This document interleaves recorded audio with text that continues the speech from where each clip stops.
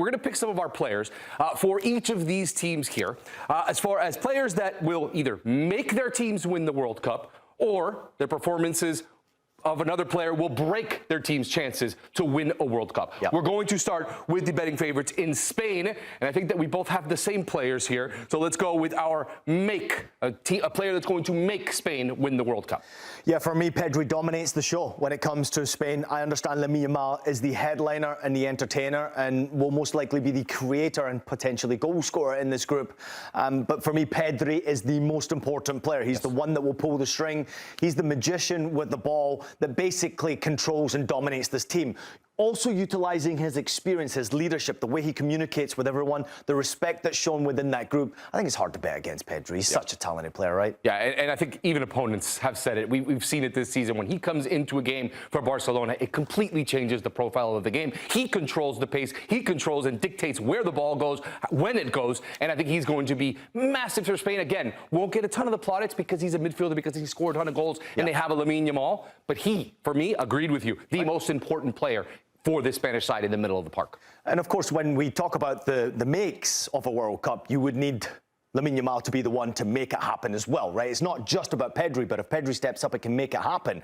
But if Lamine Yamal doesn't step up, it could all of a sudden, Stefano, turn into that fail. Why do you think that he is potentially the one that's the key to failure for them if he does not perform? Because when we're talking about attack, this Spanish side can control games from the midfield. You still need the goals. You still need a guy who's going to control that attack, to be able to drag defenders, to open up opportunities for other players in that attack. Lamine Yamal has to be that person. He is a superstar. He led this team to a European championship already. He needs to be the leader of this team if they're going to win. He needs to be the leader in goals, or at least in creating opportunities for goals for the Spanish side. If he doesn't perform, you can't see Spain lifting the World Cup trophy, in my opinion. I love it. I agree with it. He's the entertainer. Williams probably another one. If he steps up, there could be the opportunity of him obviously stealing the show. But Lamine Yamal is the one that needs to step up big time. If he doesn't, there's a possibility Spain will fail. All right, let's move over to France, the other betting favorites, as far as second betting favorites here. Your make player is who?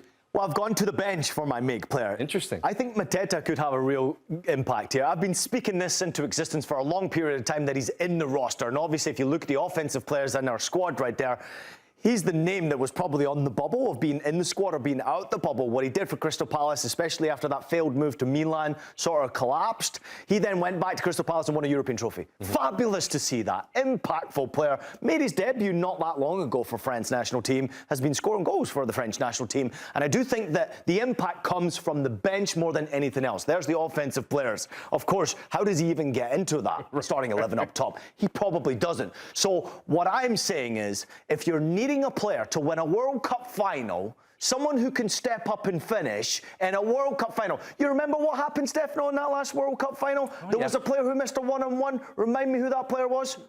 Randall Kolo Muani? Not on this list. Why? Mateta's there. So I think he needs to be the one. If he plays well off that bench, he could be a key. Different profile of player, for sure. Totally. So he could definitely bring something that they would need. For me, my make player is Ryan Cherki. He doesn't need to be the superstar, but he can be the superstar. And he can pull the strings. And he can make life easier for players like a Dembele, like players like Olise and Mbappe. He won't have the star shining on him to start the tournament. He very well could have it if they go deep in the tournament. So for me, I think he is an important player for that. Dude, just put a magician's hat on him and just give him a wand, because that's how good he is. Break player for you? Ousmane Dembele. Really? Okay. Yeah. Rested in, obviously, the domestic league for Paris Saint-Germain, got to a Champions League final, scored a goal, didn't play well. And I actually think that Ousmane Dembele needs to play well for France. If he doesn't play well, and I hate to say this one, I'm leaning towards him not actually always being in the starting 11 for France because of how many weapons they've got. I don't think he plays every game, and I think he's probably going to be okay with that. But he needs to step up in those games that he does play in, those big moments, because there are players who are waiting in the wings to step up and grab his mantle. I just got a feeling that Dembele is the key here. If he doesn't play well, France are not as good. The margin for error on the French side, if you're not at 100%, you will be replaced. So it's even a player like Ousmane Dembele. For me, the break player is Kylian Mbappe. Yeah. He's had a fantastic season individually, so much drama surrounding him and his club. For me, this is his moment after it all went sour with Madrid and their fans and that club. This is his moment to erase that and go out and dominate another international tournament and try to win another World Cup and have everyone just forget about all of that, all the issues he had this season. Imagine winning a World Cup, scoring a hat-trick in a World Cup final and only having one trophy. It's pretty crazy. Absolutely crazy. All right, we head over to England now. Yeah. Your make player for England. Listen, I'm going to just throw that out there, that I'll spend little time talking about England for obvious reasons. Listen to the accent. The make player, the one that actually I think needs to actually step up is Harry Kane, obviously. I think if he scores goals and creates business, brilliant. But Jude Bellingham's the one for me. He's the big game player when it comes to major tournament. If Belly steps up and he does these bite kicks in last minute against random opponents, you've got an opportunity. I'm going to spend a little time talking on it because there's a chance that England face Scotland when it comes to the knockout stages. So I'm going to really quickly tell you that Bellingham needs to step up for England to have success for me. I agree with you. I have the same player. Jude Bellingham, for me, my make player doesn't need to be, is it going to be the goal scorer like a Harry Kane? But might be the more important player in that attack as far as England is concerned. So we agree there. Your break player. I'm just going to keep it simple. Goalkeeper. Jordan Pickford's got to play well. Okay. England will actually, I think, be a bit suspect defensively. So that goalkeeper's got to have a top performance. For me, it's Bukayo Saka.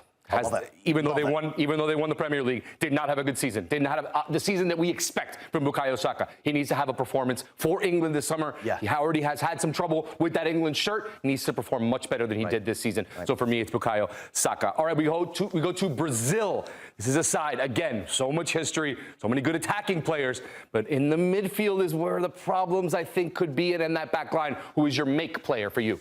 Yeah, to win the competition, I think you need that one player to step up and be a difference maker when you least expect it. I talked about him already earlier on. Endrick is that guy.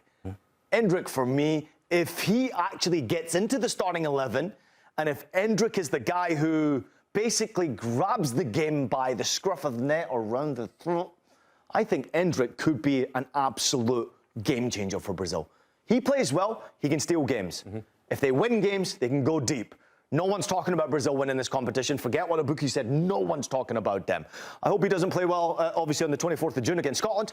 But Enrique, if he does play well, Stefano, this could be his World Cup, man. This could be a repeat. Grab the whole headlines from Neymar. My make player is going to shock you a bit, and it's simply because if you saw the team that we put up there and you looked at that midfield, it's troubling. Yeah. And I think someone needs to step up, and it's got to be this man. Casemiro, for me, needs to be the make player. He needs to grab this midfield and drag them along to have success and to be able to keep up with some of the attacks that they will be facing. I think it's the biggest glaring issue for Brazil. And Brazilian fans, you may want to cover your ears here. In my opinion, this is the worst midfield we've ever seen for a Brazilian national team in the World Cup in the last 30 years. Yeah. He needs to be the guy. He needs to pull this team and turn back the clock and have some vintage Casemiro performances if Brazil are going to have success. X Factor Ancelotti, by the way. Quickly, who is your take? Excuse me. Vinicius Jr. Okay. Yeah, I just think Vinicius Jr. is going to be one that, I don't know, I don't have a good feeling about. I hate to say it. If he doesn't play well, they're not going to win it. I'm with you. I agree. He's had trouble with that Brazil shirt as well.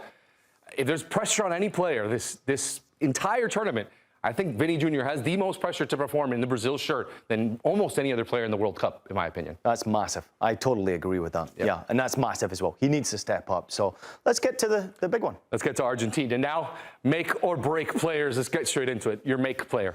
Nico Paz, for me, is obviously someone who can, in my opinion, he can steal the show. I understand Argentina have got Lionel Messi and World Cup winners all over that roster, but Nico Paz is the one for me that I think gets into that 11 and plays so well when he's in that 11, you can't leave him out. And who's betting against this kid? How good is he, Stefano? So good. When you watch him play, you're just mesmerized by some of the things that he does, but it's all I'll leave because I've got a surprise for you now. He's been a very interesting player, and the way he plays is different than anything we've seen. For me, make player Enzo Fernandez. I think he needs to play a massive role again. He did it in the last World Cup. It was his coming out party. He showed what a good player he is. Eventually got the moves he wanted from there. He needs to dominate the midfield a bit. He needs to, similar to Casemiro in that midfield, needs to kind of take the reins and push this team forward and be able to set up the attacking players that Argentina have. Your break player next. And I don't like that smile that you have on. Yeah, if Lionel Messi doesn't perform, I don't think Argentina win. Okay. Simple as that. I don't think the rest of the squad is good enough to win a World Cup, considering you've got to go up against France, who are loaded, Spain, loaded, Germany, loaded, England, loaded, Senegal, loaded. I could go on and on about the teams that can compete against this Argentinian side. Their group is a little bit favourable, so you should see them step up. I don't think Messi has to play every single game, but I do believe that if Messi plays and plays well, they have a chance of winning this again.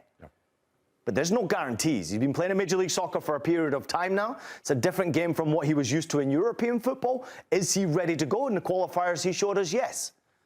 But the qualifier, compared to what's happening in a World Cup, is a completely different animal. There is no guarantees that Lionel Messi, and I heard it on Morning Footy today, he's going to be head goal scorer, leading goal scorer. Give me a break. Lionel Messi's aging a little bit. Let's not forget about that. This whole squad is aging. And there's no guarantees that Lionel Messi is going to play well for Argentina. And if he doesn't, Stefano, I hate to say it, it's not going to happen. I don't think he's a break player because I think that he'll perform. And he also, I don't think you want him to be the star standout player in this tournament. If you want them to win another World Cup, I think he understands his role a little bit on this team isn't going to be the same role that he's had in other moments. For me, the break player is Julian Alvarez. He is the number 9. We talk about Argentina, we talk about Maradona, we talk about Messi. We didn't talk about the number 9s that Argentina has had over the years. The Batistuta. We're talking about Hernan Crespo. We're talking about Claudio Canigia. We're talking about just star number 9s that have worn that shirt. Julian Alvarez has an opportunity. Lautaro Martinez is there. He's a fantastic player. Julian Alvarez is going to get the chance to be that starting number 9 for Argentina. He needs to perform. He needs to be the goal scorer that we all think he can be, and that he showed in certain moments. If Argentina are going to have success, yes, Messi's going to have to play better. But I think Alvarez has more pressure.